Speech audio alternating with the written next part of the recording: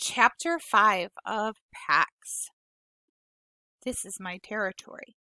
Pax was so startled that he nearly toppled from the oak trunk he'd been drowsing on. All day he'd been keeping watch and seen nothing larger than a grasshopper. And now here was a bright-furred vixen. He had never seen another fox before, but he knew, younger and smaller and a female, but a fox. Instinct told him also that the way she held her ears and tail erect meant she expected his submission. "I hunt here."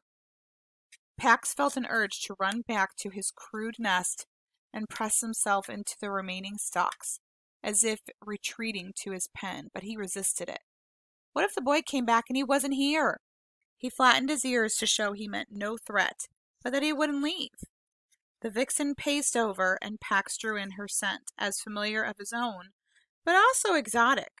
She sniffed and bristled in distrust at the human scent on him.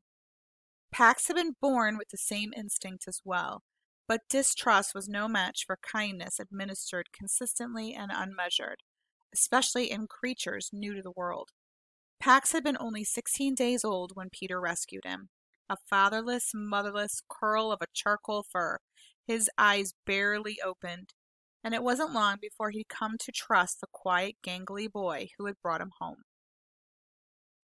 The vixen poked her pointed snout in to sniff him more closely and bristled again.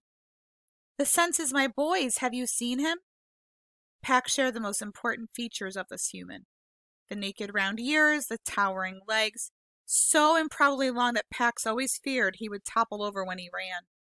The black curled hair that grew to different lengths and then became short again. No humans here, but they were approaching. Just then, Bristle's head rose as if jerked on an unseen wire.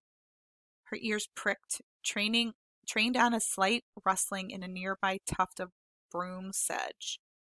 Her rear began to twitch, gathering energy. She sprang high and then, paused tight over her black nose, dived in the grass with a flash of a white-tipped tail. Pax sat up alert. In a second, Bristle's head reappeared, and in her jaws was a wood rat. She leaped clear of the grass, bit through the rat's neck, and then dropped it to the ground. Orphaned before he'd been weaned, Pax had never eaten raw prey.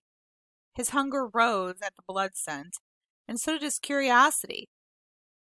He took a cautious step closer. Bristle growled, and Pax retreated to watch from a safe distance.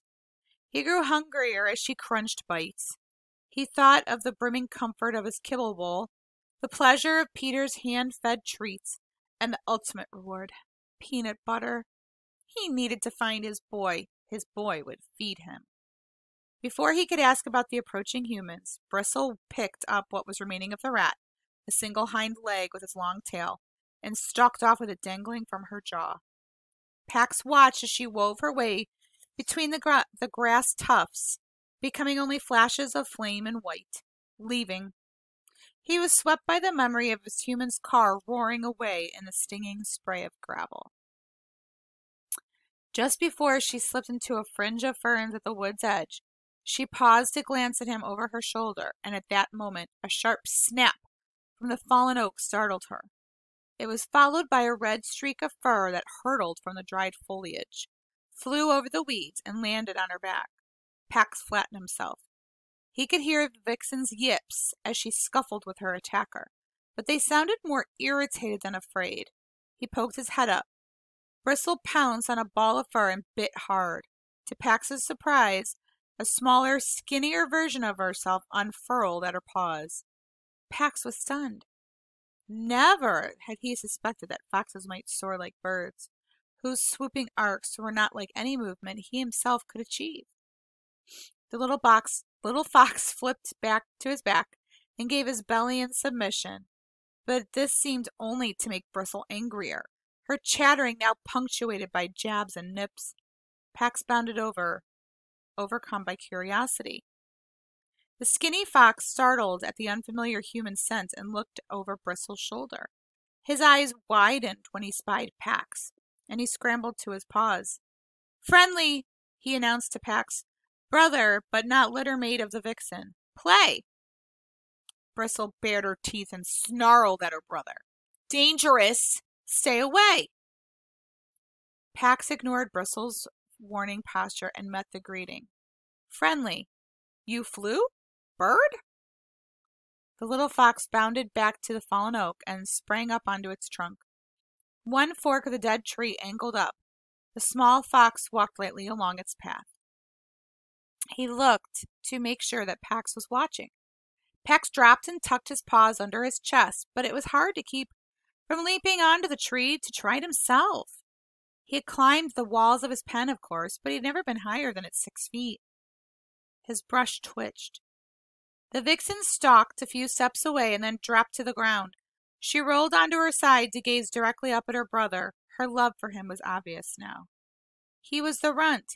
He's small, but he's tough. I don't want him with me when I hunt, but he follows me. She tossed her head and growled at Pax, as though blaming him for her brother's play. The runty little fox stepped out along the branch, tail poised for balance, then coiled himself and leapt out over the heads of the earth-bound foxes. He landed in a clump of burdock beside the road and then burst out covered in burrs. He tore around in mad circles as if soaring had filled him with the excess of joy that had to be spent through his legs, and then flung himself to the ground to roll out the rest. His sister pounced on him. Too close to the road! While she pulled the burrs out of his coat, she scolded him for the recklessness of his flight. But Pax marveled at it. A good 5 full bounds he traveled without touching his paws to the ground. He would try that feat himself one day. When Runt managed to get to his feet, he lowered his head and nuzzled his sister. She knocked him back to the ground, only mock rough this time, and then sat on him, pinning him down. He struggled a little, but never really tried to upset her, and he protested only meekly when she began to groom him. Pax settled himself a respectful distance away, and after a while, her brother now properly subdued with her irritation spent, Bristle retrieved the morsel of the rat that dropped in front of him. She lay down and began to lick her paws, and then clean her face with them. Pax edged closer now, so low that his belly brushed the ground. The company of these 2 foxes drew him, whether he was welcomed or not. Bristle stretched out in a patch of slanting sunlight.